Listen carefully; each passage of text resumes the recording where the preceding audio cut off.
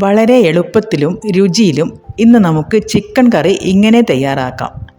അതിനായി ഇന്നിവിടെ 2 കിലോ ചിക്കനാണ് എടുത്തിരിക്കുന്നത്. നല്ലപോലെ കഴുകി വൃത്തിയാക്കി എടുക്കുക. ഇതിലേക്ക് 3/4 ടേബിൾ സ്പൂൺ ഉപ്പ് ചേർത്ത് കൊടുക്കാം. 1 ടീസ്പൂൺ മഞ്ഞൾപ്പൊടി കൂടി ചേർക്കാം. 4 വലിയ സവാള ഇതുപോലെ നീളത്തിൽ മുറിച്ചത് ചേർത്ത് കൊടുക്കാം.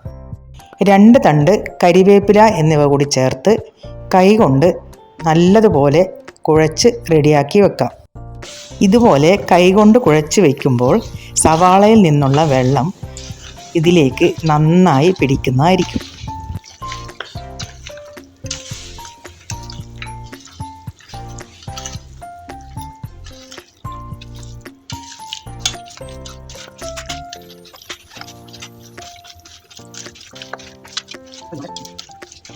ഇനി സ്റ്റൗ കത്തിച്ച് ഒരു ഉരുളി അടുപ്പത്ത് വെച്ച് അതിലേക്ക് ഒരു 5 ടേബിൾ സ്പൂൺ വെളിച്ചെണ്ണ ഒഴിച്ചു കൊടുക്കാം. ഒരു സവാള ചെറുതായി കൊത്തിയരിഞ്ഞത് എണ്ണയിലേക്ക് ഇട്ട് കൊടുക്കാം. സവാള പെട്ടെന്ന് വഴണ്ടു വരുന്നതിനായി 1/4 ടീസ്പൂൺ ഉപ്പ് അതിലേക്കിട്ട് ഇളക്കി കൊടുക്കാം.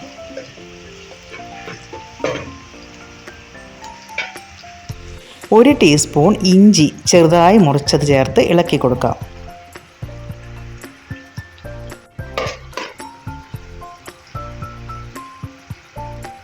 ഒരു ടേബിൾ സ്പൂൺ വെളുത്തുള്ളി മുറിച്ചത് ഇതിലേക്ക് ചേർത്ത് കൊടുക്കാം.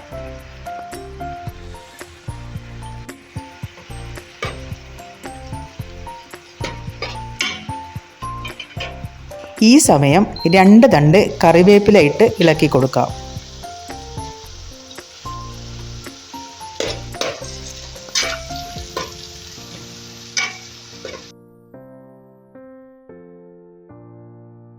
ഇപ്പോൾ സവാളയൊക്കെ നല്ലതുപോലെ വഴണ്ടു വന്നിട്ടുണ്ട്. ഇതിലേക്ക് ഇനി സ്റ്റൗ ലോ ഫ്ലെയിമിലിട്ട് പൊടികൾ ചേർത്ത് കൊടുക്കാം. ആദ്യമായി നമ്മുടെ മല്ലിപ്പൊടി 6 ടീസ്പൂൺ ചേർത്ത് കൊടുക്കാം.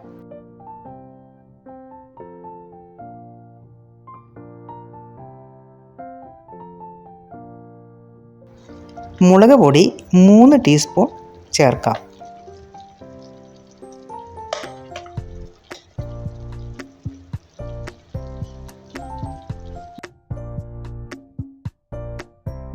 നല്ലതുപോലെ വഴറ്റി കൊടുക്കാം. ഇനി ഇതിലേക്ക് കളറുള്ള 1 ടീസ്പൂൺ കാശ്മീരി മുളക് പൊടി ചേർക്കുക. 2 ടീസ്പൂൺ കുരുമുളക് പൊടി ചേർക്കുക. 1 ടീസ്പൂൺ ചിക്കൻ മസാല ചേർത്തിട്ടുണ്ട്. 3/4 ടീസ്പൂൺ ഗരം മസാല എന്നിവ ചേർത്ത് നല്ലതുപോലെ നമുക്ക് വഴറ്റിയെടുക്കാം.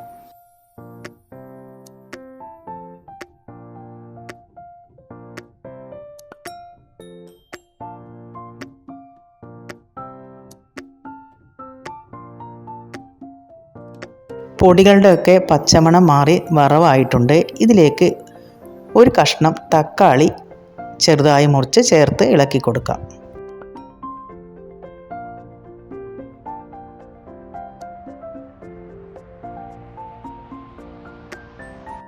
ഇതിലേക്ക് നമ്മൾ മിക്സ് ചെയ്ത് വെച്ച ചിക്കൻ ഇട്ട് ഇളക്കി കൊടുക്കാം. ഒരു 4 പച്ചമുളക് കൂടി ഇതിലേക്ക് കീറി ഇട്ട് കൊടുക്കാം.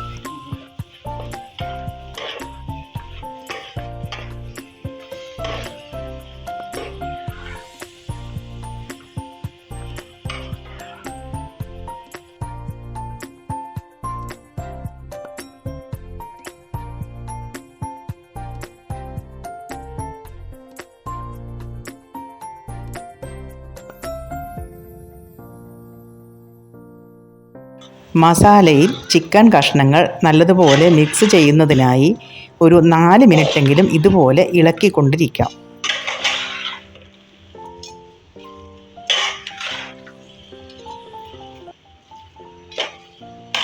2 കപ്പ് ചൂടുവെള്ളം ഒഴിച്ച് ഒന്നുകൂടി മിക്സ് ചെയ്ത് ഇതിനെ അടച്ചു വയ്ക്കാം.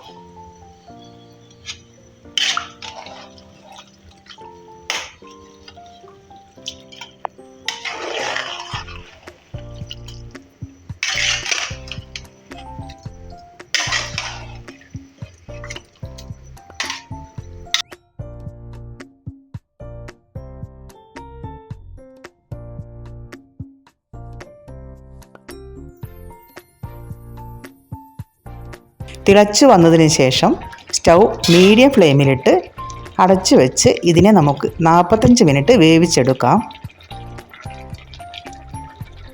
ഓരോ 10 മിനിറ്റ് കൂടുമ്പോഴും അടപ്പ് തുറന്ന് നമുക്ക് ഇതിനെ ഒന്ന് ഇളക്കി കൊടുക്കാം.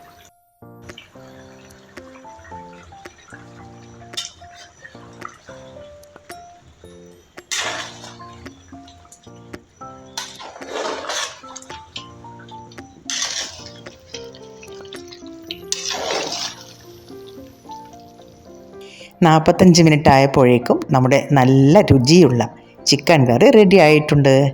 നിങ്ങളും ഇതുപോലെ തയ്യാറാക്കി അഭിപ്രായം പറയൂ.